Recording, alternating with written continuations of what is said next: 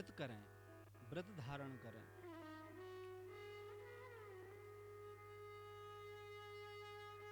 यह जो है महात्मा का वर्णन है। एकादशी का अपना प्रभाव है, इसलिए जल में जाकर के स्नान करें।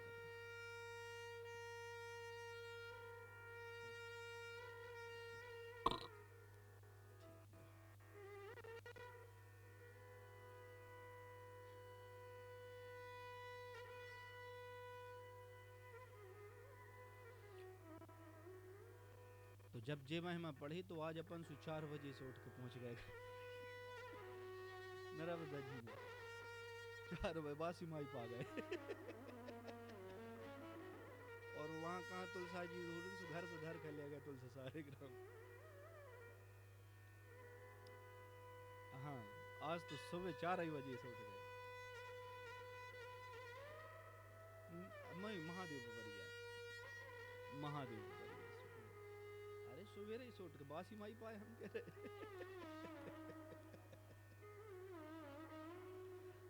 नहीं, माता राम ने सभी लेके पहुंच गए। और मैं बच्चा सब राधिका तक नहला दो कार्तिक। तो आज कार्तिक स्नान करो, महिमा है तीर्थ की। अपन पढ़ रहे हैं, सुन रहे हैं कथा में, तो उसकी महिमा जो है अपन समझ रहे हैं। तो दूसरों के लिए उपयोग है, उपदेश है, स्वयं के लिए उपदेश है।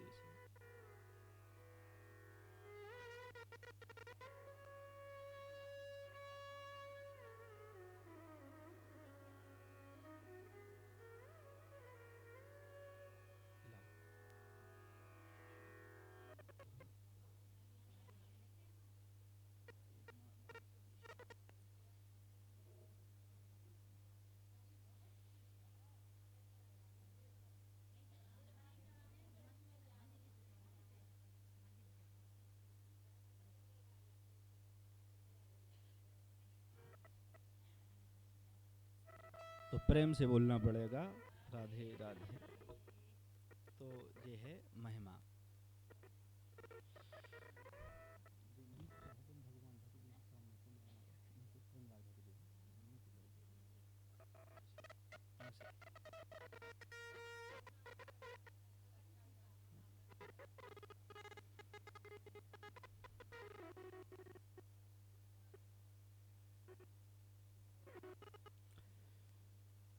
हाँ भैरव सर, तो एक कार्तिक की महिमा है। कार्तिक में मौन स्नान, अब मौन स्नान अब मौन स्नान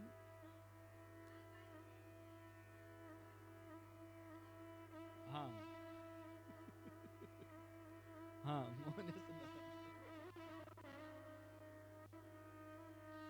तो मौन स्नान और वहां जाकर के स्नान करके विधि विधान से तुलसी शालिग्राम का पूजन, परिक्रमा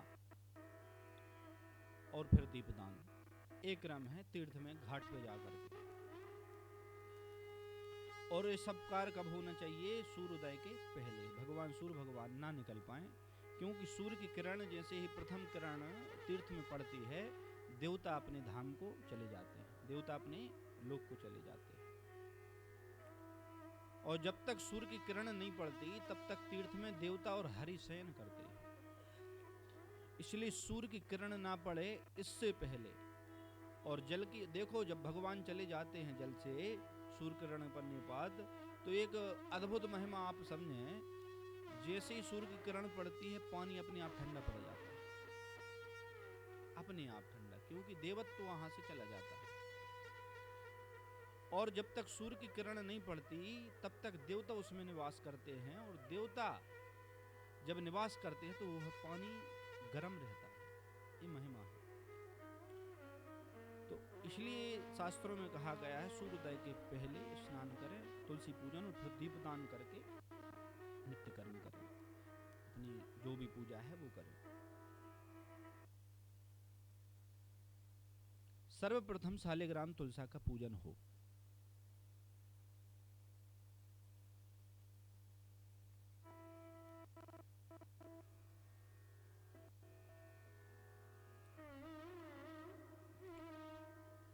और फिर दीपदान करके अपने घर आए। अब ये तो हो गई तीर्थ की महिमा। अब तीर्थ में यदि कोई नहीं जा पा रहा, अच्छा तीर्थ में जैसे यह तीर्थ में जो स्नान करते हैं उसका बहुत पुण्य है, और यही यदि संगम में जाकर के कोई करे, गंगा यमुना आदि का संगम, नदियों के संगम में करे, तो उसका पुण्य अक्षय हो जाता है, जो मिटने वाला नहीं होता है। ये संगम की महिमा है। इसलिए प्रयाग में जाकर के कोई दीपदान करे तो उसकी बहुत महिमा है। इसके बाद में यदि नहीं जा पा रहा है तो अपने घर में ही रात्रि में जल भर करके रखे अपने घर में। अब हो सके तो पूर्ण महीने में, नहीं तो जितने दिन नहा रहे, एक दिन में से पूर्ण महीने का विधान है। इतना ना कर सके कोई 15 दिन ना कर सके तो 10 दिन ना करे तो 5 दिन, और 5 दिन ना करे तो प्रमुख जो त्योहार हैं, बड़े पर्व हैं, एकादशी और पूर्णिमा आदि पर्व, इन पे अवश्य स्नान करें। और नहीं तो फिर आखिरी दिन पूर्णिमा के दिन मात्र एक स्नान कर ले, उससे भी पूर्णमास का फल प्राप्त होता है। तो घर में एक दिन पहले पानी भर के रात्रि में रखे, और उस जल में जो है, उस जल में तिल और कुसा डाल दे। तिल और कुसा, तिलोदक स्नान होता है, कुसोदक स्नान होता है। उससे क्या है, देवता उस जल में निवास करते हैं, वो शुद्ध माना जाता है। ऐसे ही जल रखो तो वो शुद्ध नहीं है, पर उसमें तिल रख दो, क्योंकि तिल जो है भगवान के पसीने से उत्पन्न है, और कुसा भगवान के रुए हैं, रोम है। तो ये साक्षात हरि उसमें आकर के विराजमान होते हैं। बराह भगवान के जो रुए हैं वो कुसा के रूप में उत्पन्न है, और भगवान के पसीने से तिल उत्पन्न है। 3 प्रकार की तिल होती है, जिसमें काली, श्वेत और कृष्ण वर्णा, आज 3 प्रकार के, और प्रमुख रूप से एक प्रकार की काली तिल का उपयोग होता है। कृष्ण वर्णक तो 7 कृष्ण है। तो स्नान करें घर में ही, मौन होकर के स्नान करें, गर्म पानी से नहीं, ठंडे पानी से। हाँ, ठंडे पानी से, क्योंकि क्योंकि उसमें महिमा है।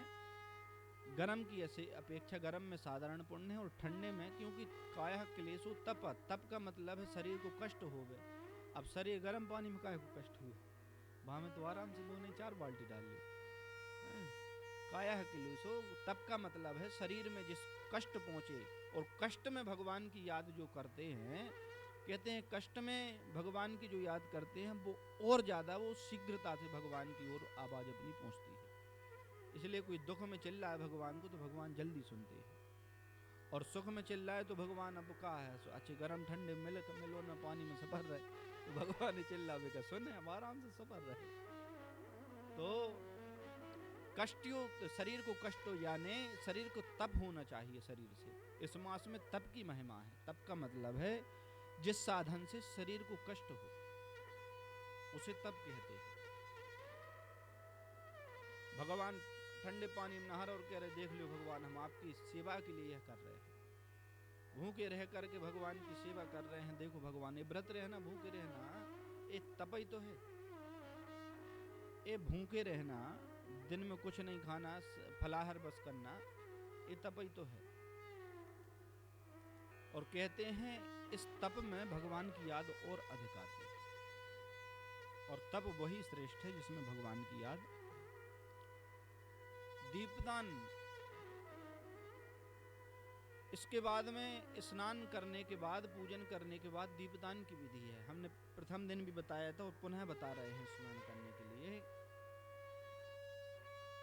3 पात्रों में दीपदान किया जाता है। मिट्टी के पात्र में 1000 गुना, ताम्र पात्र में 1,00,000 गुना, और चांदी की पात्र में दिए में दीपदान करने से करोड़ गुना फल प्राप्त होता है। क्योंकि मिट्टी तो भगवती ही वसुंधरा का स्वरूप है।